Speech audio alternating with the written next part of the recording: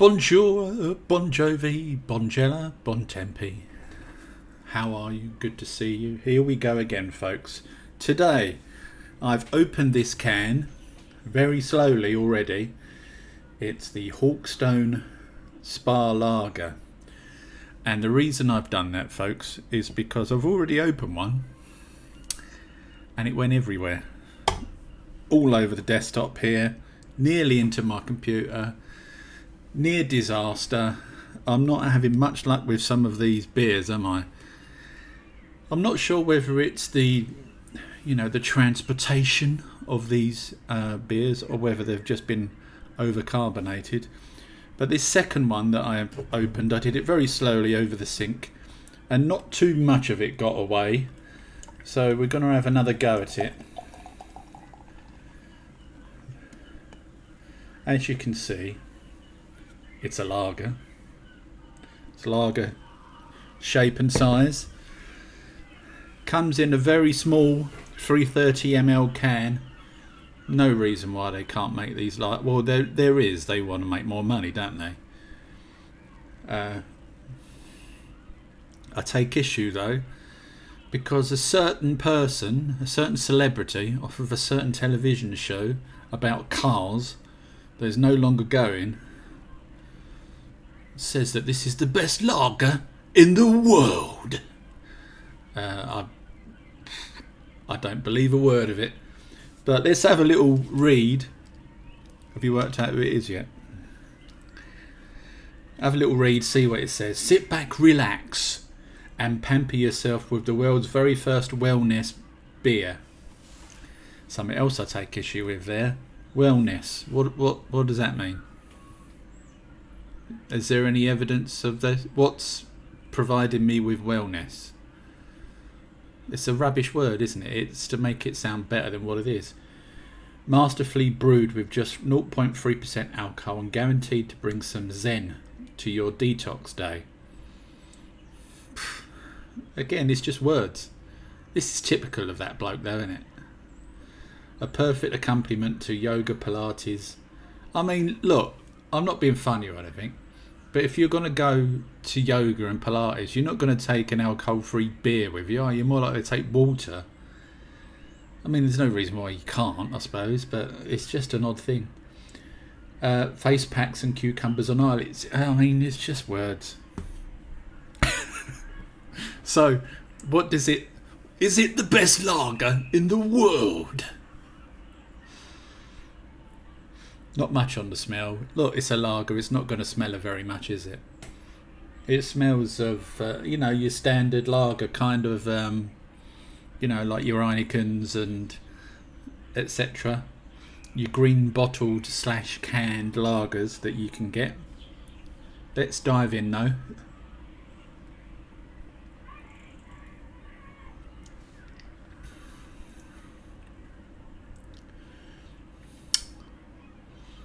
Yeah. Okay. I'm getting a slight sort of powderiness to it. That could just be me. But it's alright. It's not the best lager in the world. Yeah. It's a lager, isn't it? It's dry. It's crisp. It's not particularly refreshing, but then it's not a hot summer's day, is it? Obviously there's no additions to this. It hasn't got any sort of added citry hops to give it that little extra something. So as it stands, it tastes like a lager. It's quite dry though. It's a dry lager. Yeah. I'm not sure. Well, it's definitely not the best lager in the world. I'll tell you that for free. It's all right though. There's nothing wrong with it. It's fine. Again, some of these beers. I mean, look. The thing with lager is, lager's lager, isn't it? It's like water. Water tastes like water. Lager's pretty much lager, isn't it? You either like it or you don't. Granted, some have drier tastes than others, and they can have slight subtle differences. But at the end of the day, and this is a Pilsner, of course, Pilsner is slightly different. It's all right. It's fine. It tastes like a Euro lager, I guess. It's the same as any other lager, and lager's lager, isn't it? There is a slight aftertaste, though, and I don't know that I like that very much. I keep saying this, don't I? I keep saying I don't know that I like that. A lager should be crisp and refreshing and leave no aftertaste, I believe. This fulfills some of those things, but not all of them. So listen, it's Jeremy Clarkson, of course. Jeremy Clarkson's farm produces the Hawkstone Spa Lager, or they sell it. They don't necessarily produce it there. It's produced by the Cotswold Brewing Company, College Farm, Stowe Road, Burton on the Water, Gloucestershire. Tastes best when chilled.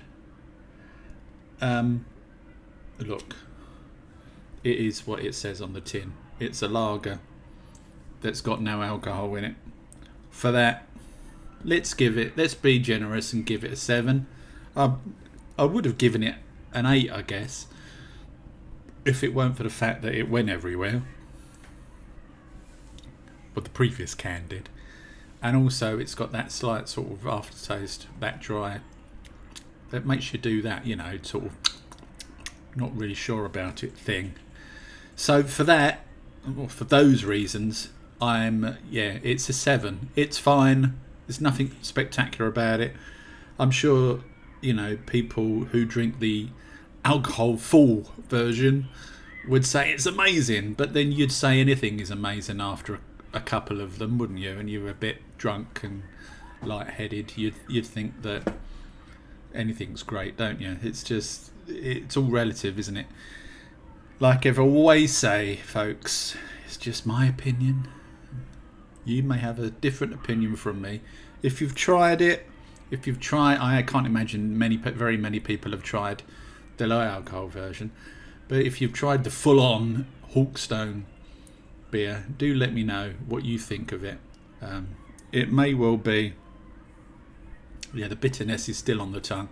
It may well be that it's different to this version, but as I say, for me, it's fine. All right, it's fine. 7 out of 10. I'll see you on the next one. Ta-da.